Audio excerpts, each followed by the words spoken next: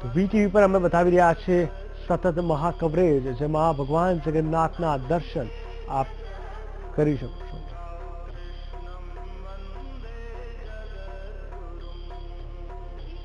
તો દર્શક મિત્રો, કહેવાય છે કે પ્રભુના કદાચ દર્શન થાય ના થાય, પરંતુ તેમનો પ્રસાદ અચૂક લેવો જોઈએ, કારણ કે પ્રસાદ એટલે જ પ્રભુના સાક્ષાત દર્શન।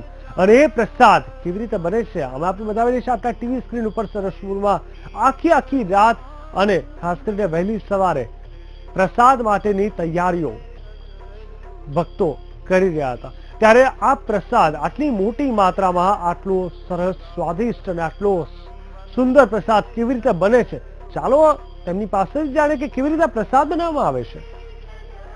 ખુદ ભગવાન જ્યારે ભાણેજ બની અને મોસાળમાં આવતા હોય ત્યારે કંઈક અનેરો ઉત્સાહ હોય છે।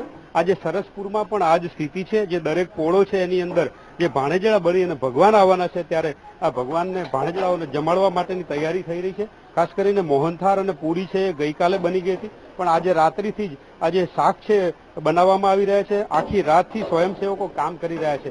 જેટલી પણ સંખ્યામાં ભક્તો આવશે તમામને અહીંયા જમાડવામાં આવશે।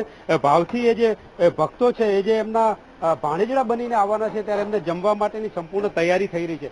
વર્ષોથી જે લોકો આ મહેનત કરે છે એમની સાથે આપણે વાત કરીએ। આ ભક્તો છે, સાહેબ ખાસ કરીને કેવી રીતે જોડાવ છો, કેવી તૈયારી ચાલતી હોય છે જમવાની? આ રથયાત્રા પ્રસંગે જે રસોડાની સેવા કરીએ છીએ તે અમારા લુહાર શેરીની અંદર આ 40મું વર્ષ છે।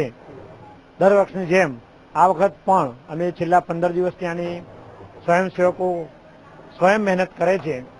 1500 કિલો મોહનથાળ, 1000 કિલો ઘઉંના લોટની પૂરી તેમજ 1000 કિલો બટાકાનું શાક આ કામ કમ્પ્લીટ કરેલ છે। આની સાથે આજે જે રથયાત્રા સ્વયં હરિભક્તો જે પ્રસાદ લેવા આવશે તેની અંદર પૂરની અંદર એક સાથે લગભગ 1800 હરિભક્તો સાથે પંગતમાં બેસાડી અને જમાડીએ છીએ, અને લગભગ 15000 માણસ અથવા 15000 હરિભક્તો આ પ્રસાદનો લાભ લે છે। 15000 હરિભક્તો સુધી અહીંયા લુહાર શેરીમાં લુહાર પોળ છે આમાં જમી શકે એવી વ્યવસ્થા। સાહેબ કેવી રીતે જોડાવ છો બધા સ્વયંસેવકો, ખાસ કરીને શું ભાવ હોય છે આ પાછળ? આ બહુ આનંદ ઉમંગ હોય છે। દરેક સભ્યોને આનંદ ને ઉમંગ હોય છે। દરેક જણને બેસાડીને પ્રેમથી જમાડવામાં આવે છે। પ્રેમથી જમાડવાની વાત છે। ખાસ કરીને શું શું બનાવો છો જમવા માટેની? શું શું આઈટમ બનાવેલી છે આજે જે હરિભક્તો આવવાના છે? આપણે જેમ કીધું તેમ મોહનથાળ, બટાકાનું શાક અને પૂરી એ પ્રસાદ તરીકે અમે પીરસીએ છીએ। આજે આખી વ્યવસ્થા થાય છે એમાં વડીલો છે ટ્રસ્ટી તરીકેની ભૂમિકા ભજવે છે, પરંતુ યુવાનો ખાસ કરીને છે જે આ રાત દિવસ મહેનત કરતા હોય છે, 15 દિવસ સુધી મહેનત કરે છે। કેવી રીતની મહેનત કરો છો આપ? ખાસ કરીને શું ભાવના હોય છે આમાં જોડાવાની? ભગવાનની સેવા માટે આપણે કરીએ છીએ। બધા ભગવાનો બધા માટે બધા આવા ને એના માટે।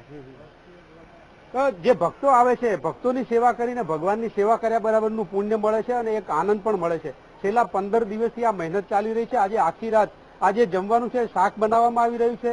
જે હમણાં જ જયારે રથ અહીંયા પહોંચશે, આખી યાત્રા પહોંચશે, ત્યારે એ જમણવાર શરૂ થશે અને તમામ ભક્તોને એક ભાણેજને જમાડે એવા ભાવથી અહીંયા જમાડવામાં આવશે। કેમેરામેન મુકુંદ દવે સાથે Manu Chavda, VTV news, Ahmedabad. Thank you.